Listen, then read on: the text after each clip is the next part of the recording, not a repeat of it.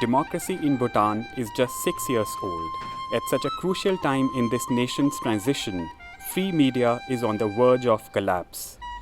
Private newspapers are struggling to sustain themselves financially, and journalists complain there is little freedom of the press. Many of them are looking for jobs in other industries. I had to leave Bhutan Observer because the media in Bhutan, particularly the newspapers in Bhutan, recently have become completely unsustainable. A lot of things happened.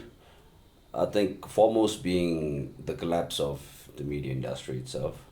And of course, I found new directions also. I found other things to do besides journalism. So I figured that was the way to go. So those things just dragged me away. There used to be a financial crisis. They can't pay salary on the time. And I have my own personal problem, so which I have to leave the Bhutan Observer. Senior, experienced journalists are leaving the profession and creating a void that is increasingly being filled by young, inexperienced, and some of them not even trained journalists. Bhutan's fourth king allowed private media to be established in 2006. It was meant to prepare the nation for its first parliamentary election in 2008 and to deepen democracy thereafter. Democracy was introduced despite peace and stability, but there was a lot of enthusiasm among journalists at the time. 8 years later, disillusionment has replaced the journalistic zeal.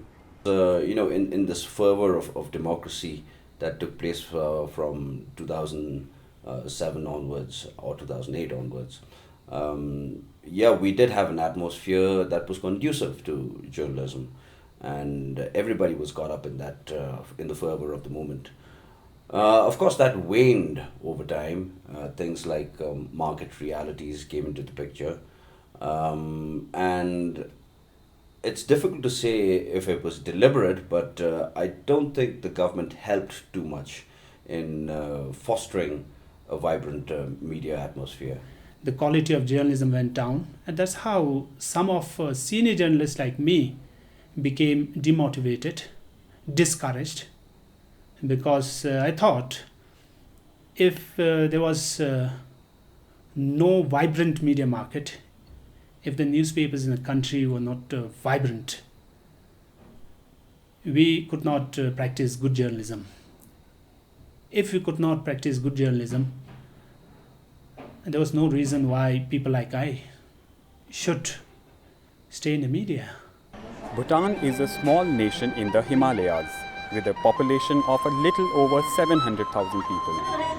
The market for newspapers is small, and so is the size of the private sector. While the journalists want to remain independent, media houses have no choice but to depend on the government for advertisements. In fact, I would say that all the newspapers depended on the government advertising to survive, and this is a very tricky part.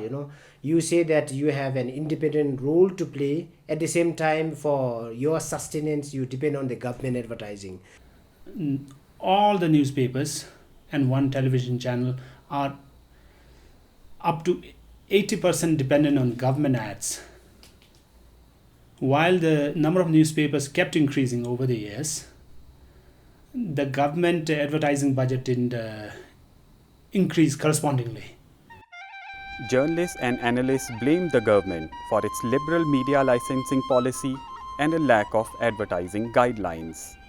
Still, it was okay when there were fewer number of newspapers, but once it went to 7, 8, 9, 10, then the market became really unsustainable.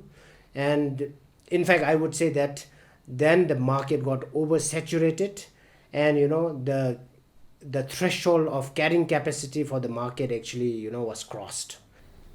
Whether you are a big newspaper, a small newspaper, whether you have nationwide reach, or whether you printed 15,000, 20,000 copies, or 2,000 copies, or 500 copies, all the newspapers got equal share of advertisements from the government offices. So the bigger newspapers like Bhutan Observer and Bhutan Times started facing a serious problem because we started big. At one point of time, Bhutan Times was 97 staff strong, and Bhutan Observer was, I remember, 57 staff strong. And as newer newspapers came into the market and started smaller, some started with 10, 15 staff. Their overhead cost was very low, but they started claiming the same amount of advertising money from the government. Many newspaper owners who applied for licenses said that, we are allowed to do business, we want to get into newspaper business. And there has been, at some point in time, this has also been a sort of a stand of the Ministry of Communications, saying that, okay, it's a liberal market. If people want to join, establish a newspaper company, they can do it. But I think somewhere there should have been a wisdom to find out whether we could really do a good job by having a lot of newspapers, or whether we would have been able to do a good job by having fewer number of newspapers. It's not just financial crisis. Journalists also find it difficult to write stories freely. The Journalists Association of Bhutan did an assessment study this year. It found that more than 50% of journalists think there is no freedom of the press. 66% feel it's difficult to access public information, and at least 47% say they have been threatened for writing critical stories. The finding of the situation assessment of journalists in Bhutan has indicated that majority of journalists saying that there is no freedom of press in practice in Bhutan. And this is quite disturbing coming from the journalists themselves. The reasons, the possible reasons for this is tied to several factors, that's social, political and cultural factors also. We live in a very small knit society and we take a lot of pride in saying that we know everyone. Everyone knows everyone. This is the culture, this is the society that we live in. And I think this also affects journalism. The other reason for that could be because a political reason. Majority of, again, the journalists also responded that access to information is very difficult, and also that they are scared to cover critical stories because a lot of them have been threatened by people in power or newsmakers, not just people in power but also newsmakers for writing critical stories. I haven't actually had any direct threats, but of course it's the people who do the threatening. Actually, it does happen, but the people who do the threatening aren't stupid, and they don't want to be held to be blamed for the threatening.